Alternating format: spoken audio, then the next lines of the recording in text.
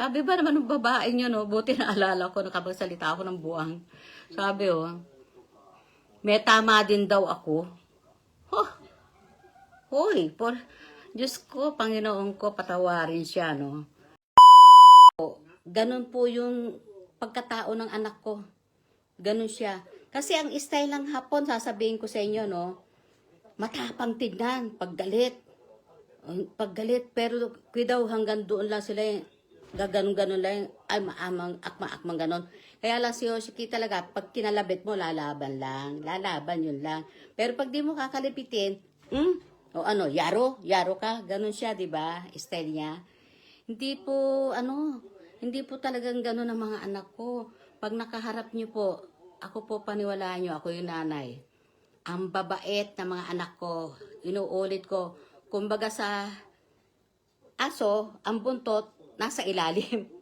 Ganon po sila. Hindi po sila talaga, actually napakasalbahe. Hindi po talaga. At saka, may nagsabi din na kulang sa pag-aaruga ng magulang. Uy, for your information, without permission, ako po ang tanungin ninyo, hindi po ako nagkukulang ng pag-aruga sa mga anak ko. Ang totoo niyan, tayo ang hindi nag-aaruga sa sarili natin. Kaya tayo nagkaganon, di po ba? At isa pa, huwag kayong bumarkada sa alanganing tao na kakaibiganin. Kasi siya, ngayon lang nakilala, lagay loob kagad. Hapon alam niyo mga Hapon, ang ugali, laging lagay ang loob.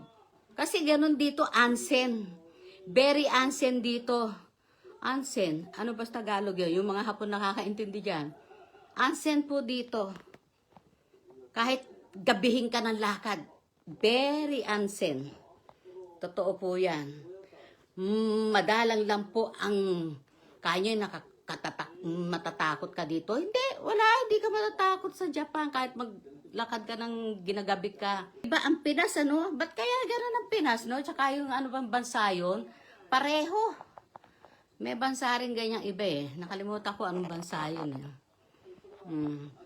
Sana maiba na ang linya ng Pinas. Umayos na, yun na lang ang dalangin ko. Gumanda na po. Sana. Pag ang naging dyan, aayos na. Tandaan nyo, hindi ko na lang babanggitin pangalan, mahirap. Yan ang hirap sa anak ko, masyadong, alam niyang social media Akala ng ibang mga creator, tulad yung kapwa vlogger Kala, ganun-ganun na siya, ganito-ganito to, yabang-yabang, mahirap lang. Ngayon kung mahirap kami? Kahit naman yumaman kami't mahirap, magdadaldal ba ako, nagsasalita ba ako, mayaman kami't mahirap? Hindi Hindi kami mayabang, Kasi mga tao, porke mga milyon-milyon na, yun ang mayayabang. Pamigay nyo yan, kasi pagka natunaw na mundo, hindi nyo po madadala po yan. Sayang lang. Sayang po yung pera mga tinatago nyo, tinatabi. Ipamigay nyo na po sa mga nangangailangan. Ako tapos na napamigay ko na po yung sa akin Kaya inaamin ko naman, talagang mahirap ako ngayon, Bakit? Hindi ako nahiya. Ang anak ko nahiya pag sinasabi ko yun. Ba't ako nahiya? Diba? Eto si Yoshiki, talaga Buti na alala ko para alam din ninyo. Si Yoshiki, hanggat kaya niya, hindi siya namimitik ng babae. Hanggat kaya. Kasi pinagsasabihan ko yan, kaya huwag kayo magsasalita ng hindi ayos din sa magulang na pabayaan.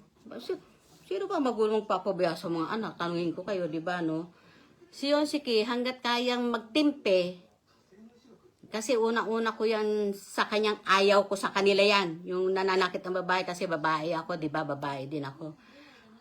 Kaya niya napipitik pag talagang makulit na ang babae. Pero ang pitik naman niya, wag lang yung nasobrahan siya sa wag lang masobrahan sa, alam nyo na yon sa ewan. Talagang sapok ka na talaga, sapok-sapokan, ganun siya. Kasi na-realize ko yung una niya, pangalawa, teka, dami Yung una, pangalawa, yung pangatlo, ito, pang-apat to ngayon. Nasapok na niya, yun. lang siya, ganun lang siya. Ganun lang sila, hindi sila talagang actual na bubugbugin mo ang babae. Eh, di patay yan. Di ba ano? Babae yan. Ako bugbugin nila para sila ngayon makakarate ko. Pwede pa naman eh, kahit may edad na ako. Masyado na po kasi naiinsulto eh, yung anak ko eh, yung si Yoshiki, kesyo gano'n, ganyan. Mga anak ko may pinag-aralan naman. Si Yoshiki, ang hirap lang, dinadaw niya ang sarili niya. Nag-aaral yun ah, dinadown. Paano hindi niya idadaw sarili niya? Yun ang natautak nung ano niya pag alam niyo na yun. Oh, ngayon nakita ko, kakaiba na nga siya. Kaya natsetsempuhan naman na bakit andito ako sa Japan. Ting uuwi ako, inoobserbahan ko yan. Sinisita ko po yan. Ano yung meron ka? Nabalitaan ko may ganito, ganyan ka. Wala po. Tapo mo yan. Ibalik mo yan sa gano kung sino yung nag-abot sa'yo yan. Ganun na ako magsalita sa kanya. May takot naman sa akin mga anak ko, no? Hindi sila uubra. Kahit matanda na ako, ayoko. Hindi sila pwede ng ganun sa akin.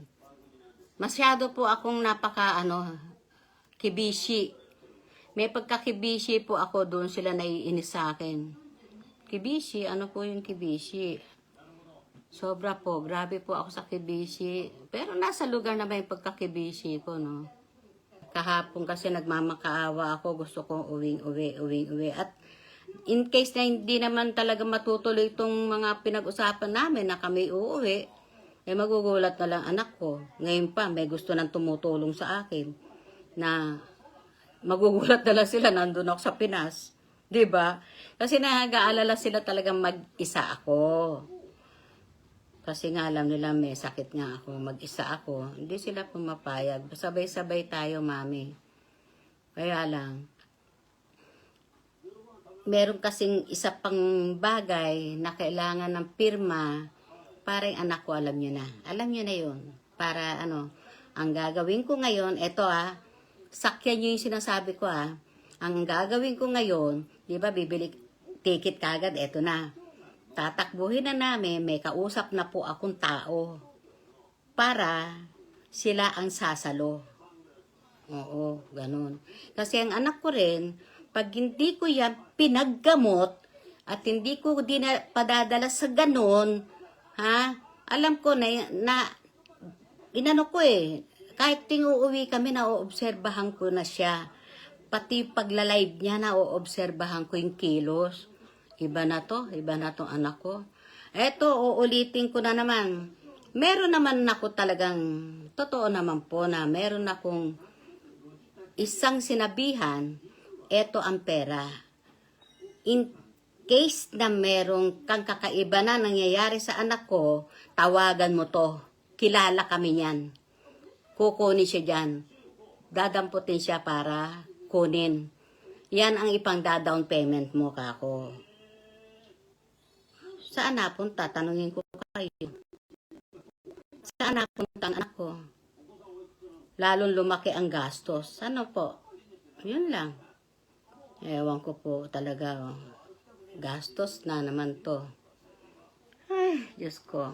Di ba, may isa pa naman ako ibebentang hacienda Haciendang bulok. Buang di si Mami Yesyo. Sabi ba naman ng babae nyo, no? Buti naalala ko, nakapagsalita ako ng buang. Sabi, may tama din daw ako. Hoy, Diyos ko, Panginoon ko, patawarin siya, no?